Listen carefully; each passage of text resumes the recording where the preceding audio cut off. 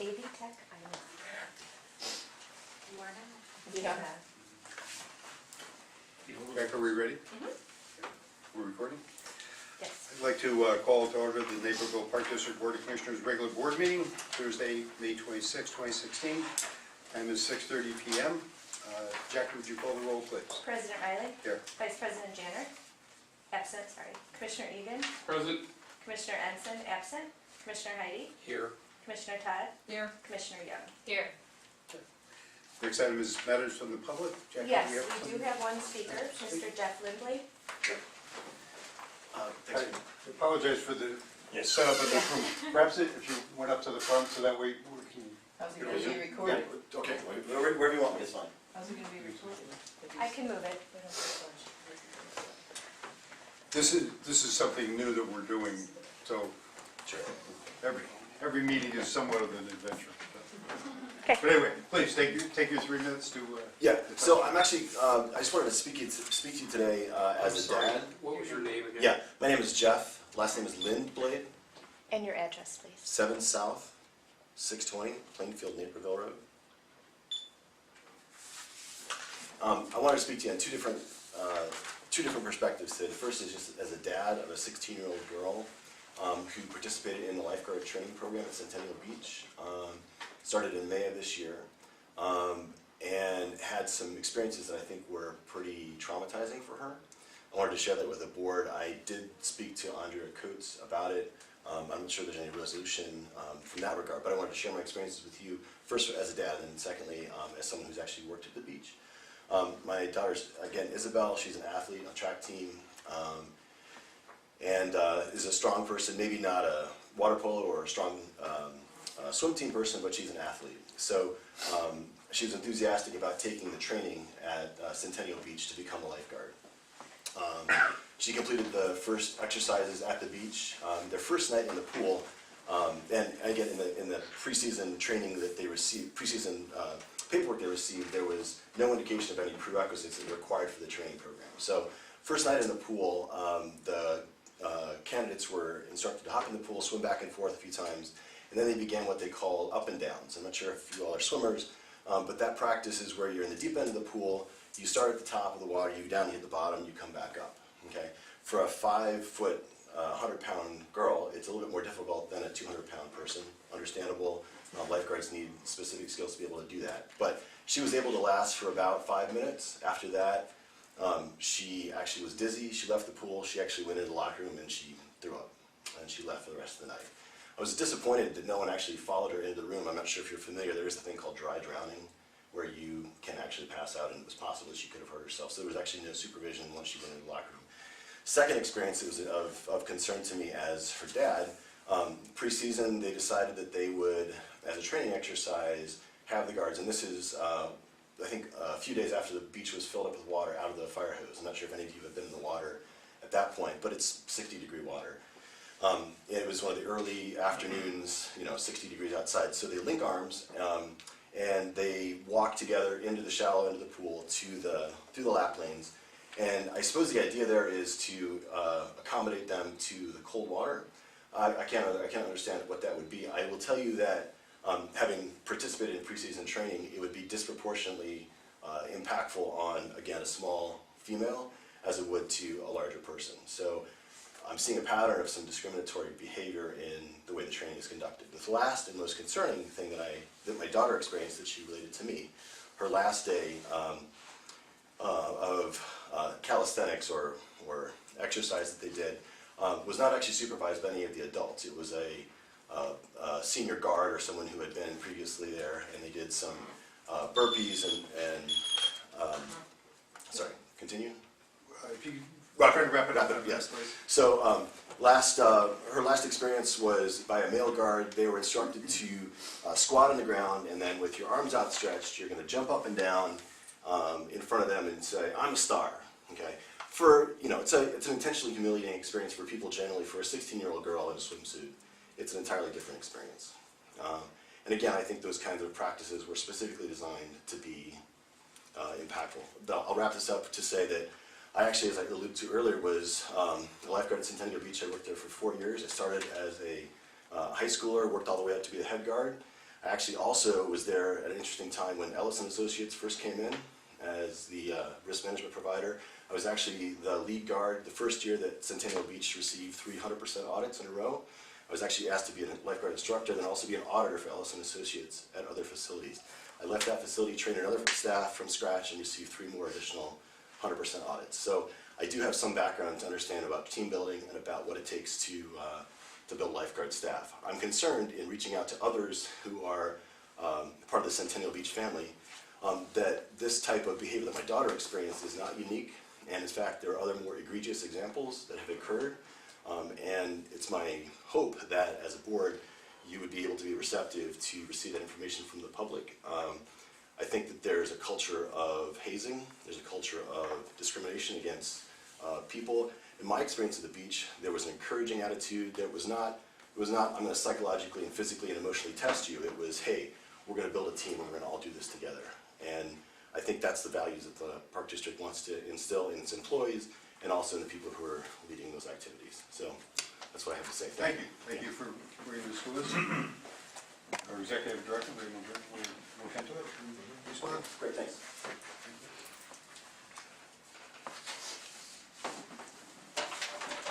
Moving on to new business, move to accept the comprehensive annual financial report for the fiscal year ending December 31. We're going to do exec session. Oh, you're right. Move to adjourn to executive session to discuss land acquisition under Section 2C11 of the Open Meetings Act. Second. Motion and second. Any discussion? Jackie, call the roll, please. Commissioner Young, Yes. Commissioner Todd, Yes. Commissioner Egan, Aye. Commissioner Ensign absent, Commissioner Heidi. No, he's here. Commissioner Ensign Oh, I'm is sorry. here. Still. He just looks absent-minded, but he's here. Sorry. Commissioner Ensign. No. Oh, he is here. Yes. I've seen him somewhere. Present, and he votes. President Riley. I believe he's here.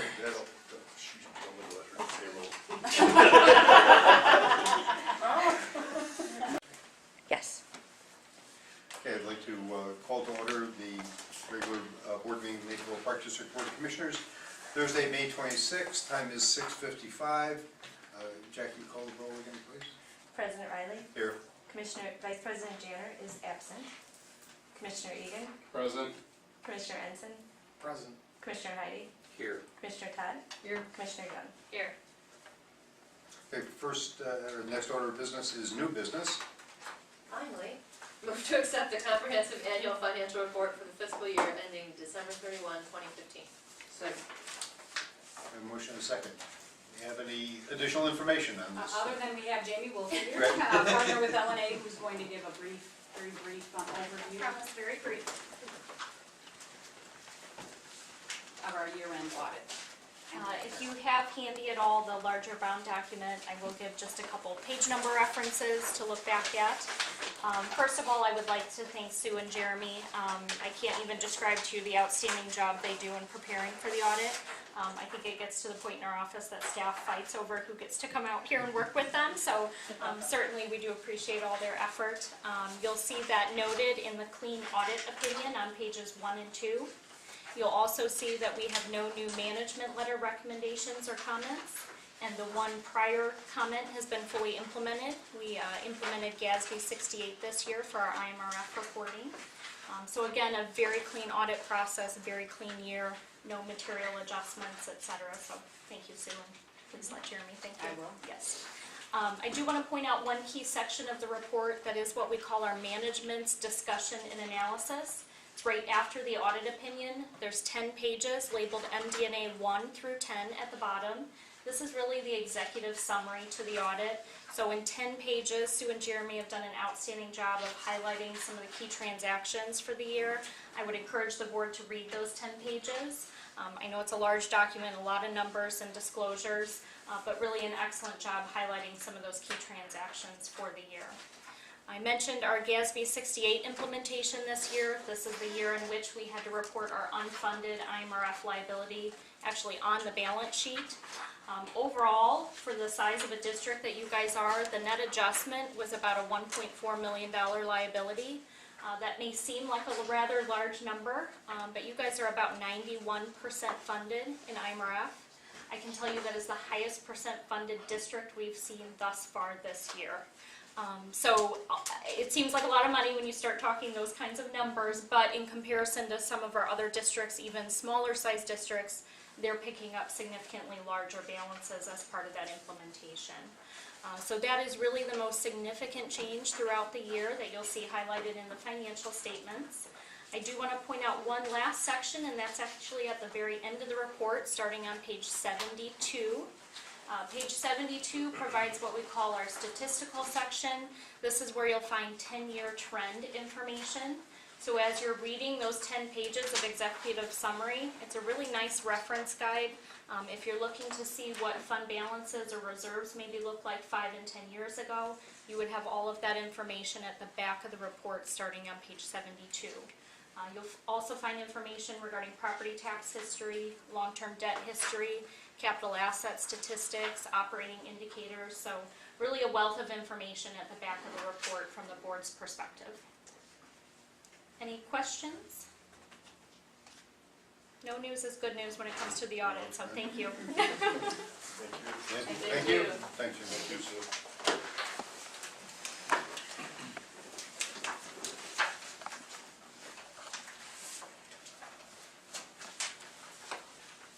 Okay, any other discussion on this item?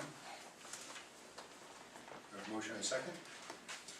Jackie, call the roll, please. Do it. Commissioner Young, Yes. Commissioner Todd, Yes. Commissioner Egan, Aye. Commissioner Ensign, Yes. Commissioner Heidi, Yes. Vice President Janner, absent, President Riley. Yes. Next, we have the extension of the IMET tolling agreement.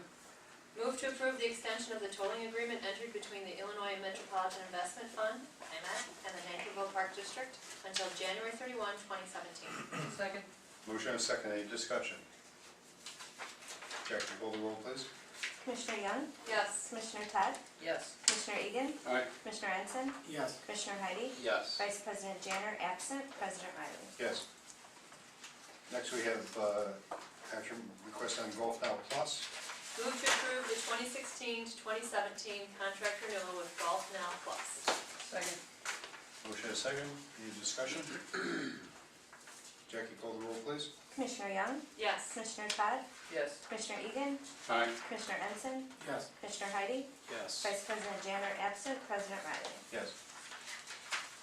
Next, we have the Naperville Park Central Maintenance Facility Project Bid Package 08C-1A. Move to concur in the recommendation of the construction manager to award the contract for bid package 08C-1A overhead doors for the Naperville Park Central Maintenance Facility Project to Midwest Dock Solutions in the amount of $71,150. Second. A motion and a second, any discussion? Jackie, call the roll, please. Commissioner Young, Yes. Commissioner Todd, Yes. Commissioner Egan, Aye. Commissioner Ensign, Yes. Commissioner Heidi, Yes. Vice President Janner, absent, President Riley. Yes. So now we move on to discussion items, and first we have the Rubin Center renovations contract. Yes, just real quick, an update for the board. We recently had the bid opening. The total budget for this project is $70,000 with the construction contract, which you will see at a board meeting in June. And A&E services, we're going to be well under that $70,000 mark. The construction work itself, the renovations to the RCC, are slated to occur in early August and be done by the end of August. It's kind of our slower time in our program season, so we just want to give you an update on that tonight, and that you'll be seeing a contract for approval at a board meeting in June. Very good. What are we working on at the Rubin Center? Yes, so the scope of work for that is, and I'll go through the 3 key points. First one's remove the ballet bars and mirrors and replace folding partitions between rooms 106 and 107. With permanent wall, both rooms will be painted, also include minor electrical work. This is for a shift in some programming. This is to shift to create 2 preschool classrooms, moving from the Barn Recreation Center to the Riverwalk Community Center. So it's taking a room that we've used for dance in the past and then creating the 2 preschool rooms. Also includes converting current rec support office and storage room, room 112 to a playroom. And then also in room 101, preschool, remove a set of cabinets and install a door allowing access to 1 to 2 bathrooms that is currently only accessible to room 109. So we're just making some renovations to further enhance programming at the facility. Next is the Maywatts Park Trail renovation contract. Yes, this project's in the 2016 capital budget. The scope for the work identified at the public open house last August, working with community residents. There's concerns with portions of the trail washing away. Those portions we plan reinforcing and converting to concrete. Right now there's some small sections of trail that are concrete, and then also some additional drainage improvements. A contract for that renovation project will also be presented to the board for consideration and approval at a meeting in June. Is there a reason you're talking concrete, not asphalt? Yes, that's a very good question. When we had the focus group meetings with the residents several years ago, that was one of the things they had concerns about with the petroleum-based asphalt. We use it in all our trails and other Right. organizations do too, but in this group, when we asked them their opinion, they'd rather have more of the natural stone. And then they also identified, well, in cases where they have erosion, they actually preferred a sidewalk. Now, we looked at all the alternatives because we want to make the best decision for the district, not only from the capital investment, but also the maintenance.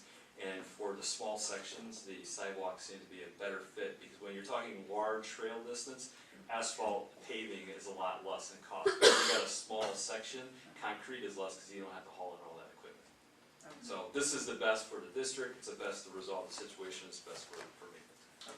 And again, in this particular trail in this park, I know a lot of people who live around there constantly getting just really, really good reports on it. They love it. We actually had the Illinois Tollway authorities looking to build a trail, and they noticed that trail, and they asked us to meet them out there to give them tips on how to build that for their facility.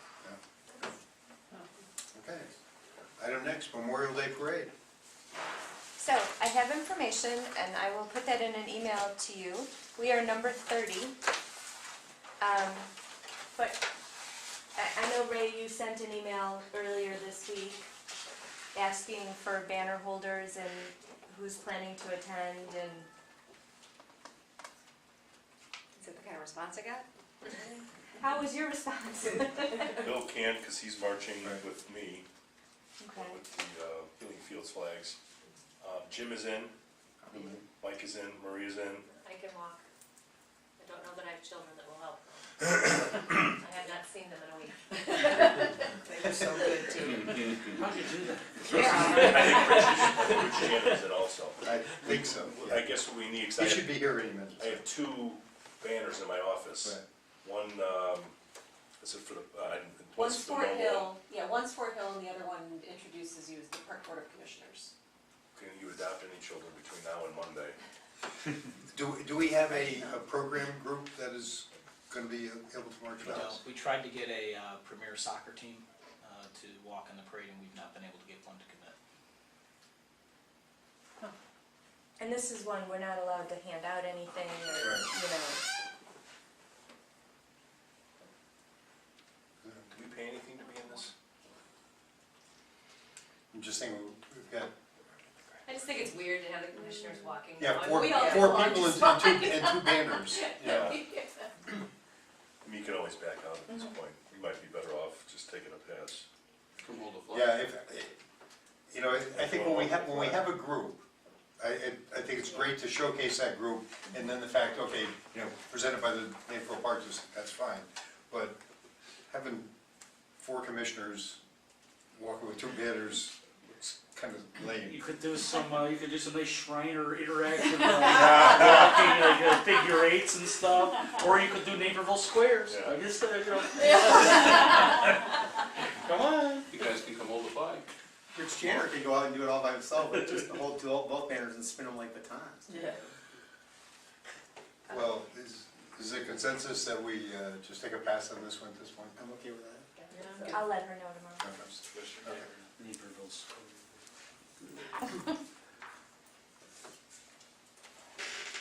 Jackie, just to inform you, this is Commissioner Janner.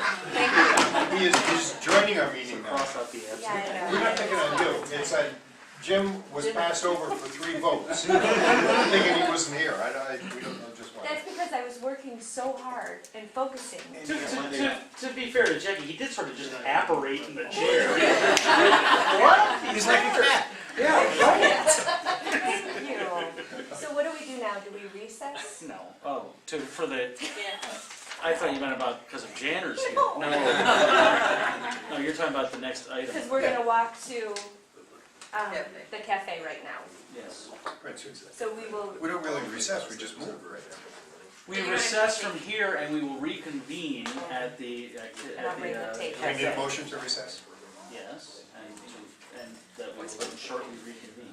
I move to recess this meeting. To the Naperville To the Riverwalk Cafe. Riverwalk Cafe on Aurora Avenue in beautiful Right. Naperville. Is there a second? Second. We have a motion, a second, voice vote I think will qualify. All in favor? Aye. Opposed? Right.